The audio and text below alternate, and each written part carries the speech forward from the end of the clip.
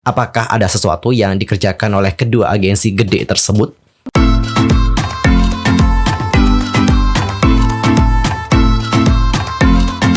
Hey yo, what's up guys? I'm Kim. Welcome back to my YouTube channel. Nah guys, gimana kabarnya hari ini? Apakah kalian dalam kondisi yang baik-baik aja?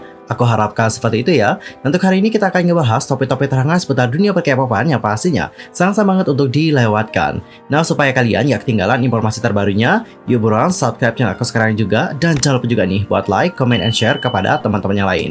Dan berikut adalah informasi selengkapnya. Untuk berita pertama, kita akan mulai dulu membahas tentang fans K-pop yang yakin YG Entertainment dan SM Entertainment akan berkolaborasi. Dan inilah alasannya. Kolaborasi dalam industri K-pop antar idol dari agensi yang berbeda nggak pernah terdengar sebelumnya. Tetapi baru-baru ini, penggemar telah memperhatikan beberapa perilaku antara SM Entertainment dan YG Entertainment yang membuat mereka bertanya-tanya, apakah ada sesuatu yang dikerjakan oleh kedua agensi gede tersebut? Ada sebuah postingan baru-baru ini di Reddit yang membagikan beberapa interaksi menarik yang terlihat di antara kedua label tersebut. Salah satu misalnya nih, bahwa G-Dragon Big Bang itu ngeposting gambar Dadu on You Shiny di instastory-nya. Tentu aja dong, ini bisa saja idol YG Entertainment yang menunjukkan apresiasi atas karya artis lain. Tetapi ada bukti lain juga nih. Ada juga postingan aneh dari Baz Luhrmann yang merupakan sutradara dari film Elvis yang baru-baru ini dirilis. Jadi dia itu membandingkan layanan nasional Elvis di masa lalu dengan idol K-pop saat ini seperti G-Dragon dan SHINee. Alright, kita dapat nangkap poinnya ya, G-Dragon dan SHINee lagi. Selain itu nih, akun Twitter resmi dari YG Entertainment juga baru-baru ini menyukai tweet tentang Mino dan juga Key SHINee. Oke, lagi-lagi tentang SHINee ya, dan juga berhubungan dengan YG Entertainment. Selain itu, akun Spotify SM Entertainment juga mulai nge-follow halaman Spotify-nya Blackpink. Dan ini tentu saja menarik dong. Dan terakhir nih, CEO dari SM Entertainment yakni Lee Sung-soo mulai mengikuti artis YG Entertainment, mulai dari Treasure, Blackpink, dan juga G-Dragon di Instagram. Wow, sangat-sangat suspicious. Jadi dikarenakan hal ini tentu dong banyak penggemar yang benar-benar senang banget. Apalagi untuk para fans itu banyak banget loh yang menggemari artis dari YG Entertainment dan juga SM Entertainment. Bahkan ada julukannya nih, Samyang Stan, SM YG Stan. Waduh, dan di postingan Reddit itu sudah banyak banget nih fans yang bersenang-senang di bagian komentar dan juga berspekulasi tentang apa yang mungkin sedang dikerjakan oleh kedua agensi besar tersebut. Lalu bagaimanakah kedepannya? Akankah SM dan juga YG Entertainment benar-benar berkolaborasi? Nanti kita lihat saja ya bagaimana kedepannya. Dan kita akan masuk ke topik yang kedua. Kita akan membahas tentang Rolling Stone Korea yang sudah merilis pernyataan menyusul kecaman dikarenakan dianggap meremehkan Jisoo dan Lisa Blackpink dalam artikel terbaru.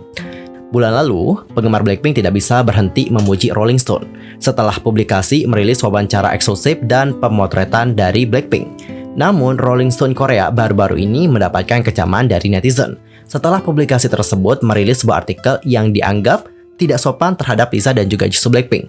Ketika artikel itu diposting, Blink marah dengan bagaimana pertumbuhan Jisoo digambarkan. Artikel itu secara harfiah menyatakan bahwa Jisoo ini seperti tidak punya bakat sebanyak anggota lainnya. Untuk kata lengkapnya seperti ini, meskipun dia tidak memiliki bakat yang paling menonjol dalam grup sebagai vokalis atau penari, pertumbuhannya jauh lebih jelas. Kemudian, dalam artikel tersebut, publikasi juga berbicara tentang Lisa. Alih-alih berfokus pada bakatnya Lisa, kata-kata dalam paragraf tersebut justru berpusat pada etnisitasnya, atau dari mana Lisa berasal, yakni Thailand. Mereka tampaknya menyiratkan bahwa anggota asing dari grup K-pop membawa tanda kutip ketegaran ke lagu-lagunya. Adapun untuk Rolling Stone dalam artikelnya menuliskan, kehadiran Lisa yang unik diciptakan oleh pesona fisiknya yang luar biasa dan penampilannya yang eksotis, menonjolkan identitasnya sebagai artis solo. Pelafalannya dalam lagu-lagu itu cukup alami untuk mencegah pendengar merasakan kejanggalan dari anggota asing grup tersebut. Jadi dengan hal ini nggak mengherankan jika Rolling Stone menerima banyak reaksi dari Blink yang mulai mentrainingkan berbagai hashtag dan menuntut Rolling Stone meminta maaf atas artikel mereka. Dan setelah reaksi dari netizen di media sosial, pada akhirnya tanggal 12 Juli, Rolling Stone dari Korea menanggapi tuduhan di Instagram. Dan mereka juga meminta maaf kepada Blackpink dan penggemar untuk artikel tersebut. Dan dalam postingannya, publikasi tersebut mengakui bahwa kata-kata yang mereka gunakan tidak sesuai. Adapun untuk permintaan maaf mereka berbunyikan, kami telah mendengarkan dan juga telah membaca serta mengambil semua pertimbangan dan komentar mengenai kolom Blackpink baru-baru ini.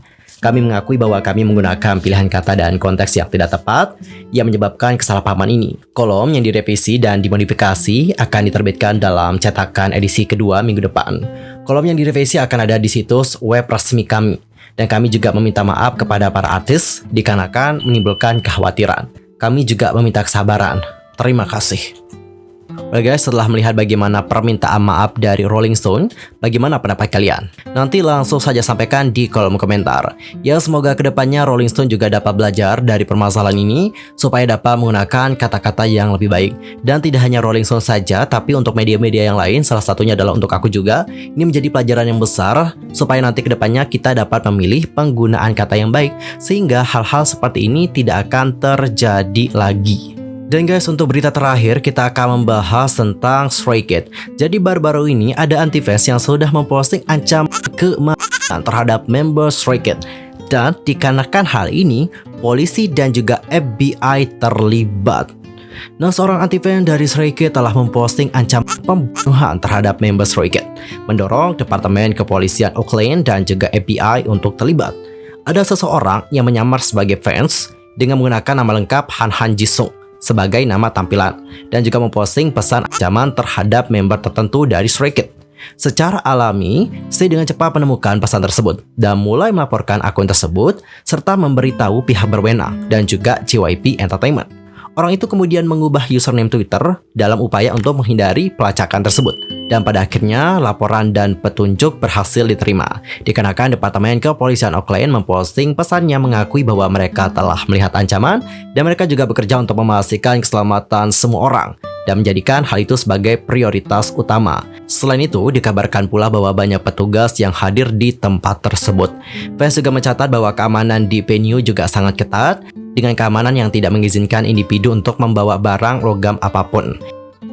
Konser Stray Kids di Oakland akan dimulai pukul 11.30 waktu Korea Selatan, lalu tanggal 13 Juli 19.30 PST dan juga tanggal 12 Juli waktu setempat. Ya, kita harapkan semoga tidak terjadi apa-apa dengan para member Stray Kids dan kita harapkan semoga orang-orang yang mungkin sudah mengancam Stray Kids tadi itu dapat jera dan juga tidak melakukan hal-hal yang seperti sudah diancamkan. Dan biasanya sepengalaman aku ya membacakan berita-berita tentang hal-hal seperti ini, itu kebanyakan yang iseng-iseng guys, oke? Jadi mereka tuh iseng untuk membuat pesan ancaman seperti itu, tujuannya tak lain adalah untuk menjatuhkan mental dari member Stray Kids. Dan gak hanya untuk menjatuhkan mental member Stray Kids saja, tapi mereka juga bertujuan untuk menjatuhkan atau membuat fans menjadi khawatir. Ya, dikarenakan polisi dan juga FBI bahkan terlibat ya, kita harapkan yang membuat keisengan ini juga dapat segera tertangkap seperti itu, sehingga ini juga menjadi pelajaran untuk anti-fans yang lain, kedepannya jangan seperti ini lagi, dan jangan memberikan ancaman kepada para idol yang lain. Alright, cinggu sekian aja untuk hari ini. I'm User Kim pamit. Aku mohon maaf kalau ada kesalahan baik dalam ucapan, sikap, tindakan dan sebagainya. I'm so sorry banget. Ntar kita gibah-gibah bareng lagi. Kita akan ngebahas topik yang lebih hangat lagi di next time di channel aku. See you next time. Annyeong. Gamsahamnida. Goodbye.